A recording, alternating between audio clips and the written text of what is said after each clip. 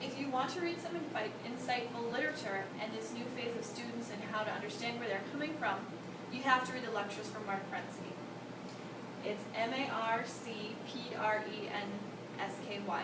He has many articles featuring topics such as digital natives versus digital immigrants, social presence, the positives and negatives of using internet in the classroom, and much more. First of all, let's talk about it. Digital native and digital immigrant. A digital native is someone who has grown up around technology and is using it currently. For example, our students. Since they've been born, they've been immersed in technology of some sort. This may not necessarily be the high school students that we have now, but those in middle school and younger would be considered a digital native. If they need to know a fact or learn how to spell something or look up a formula, they have trusty Google or Wikipedia or something to find it.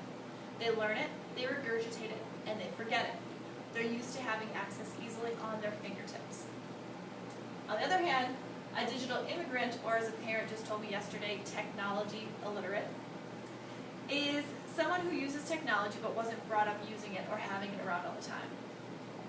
I don't think I'm that old, but I remember in 5th grade doing a research paper and writing it out by hand. Now look at how much technology we're using. So I would consider myself maybe not necessarily a digital immigrant, but maybe a hybrid between the two. So it's just a little video I found interesting. Of course it's not going to play, because that's what happens. You'll have to watch that after I share it with you.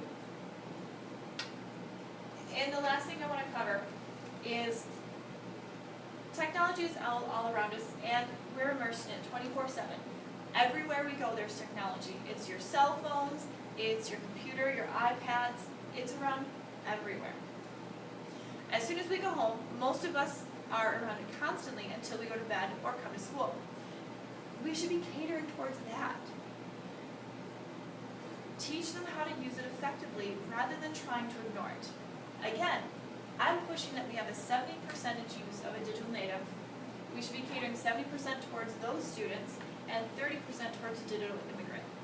We should be trying to help the digital immigrants and make them more of my term of a hybrid, making them feel a little bit more comfortable with the technology that we have.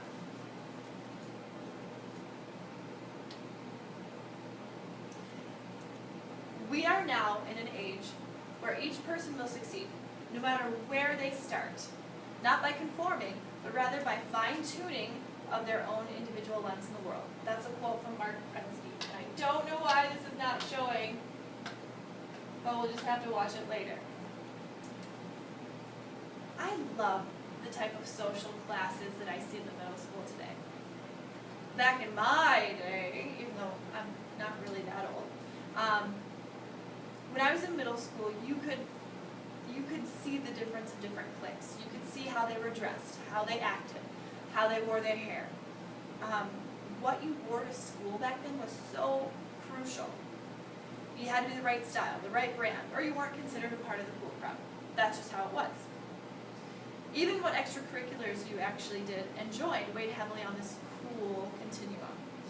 Who made it? No clue, but it ruled our social lives at that age.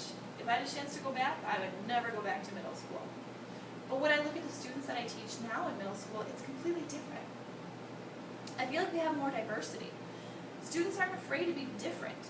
Joining different clubs like drama or quiz bowl is now cool.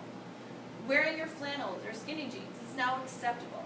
Students are considered to be one of a kind, just like Dr. Pepper.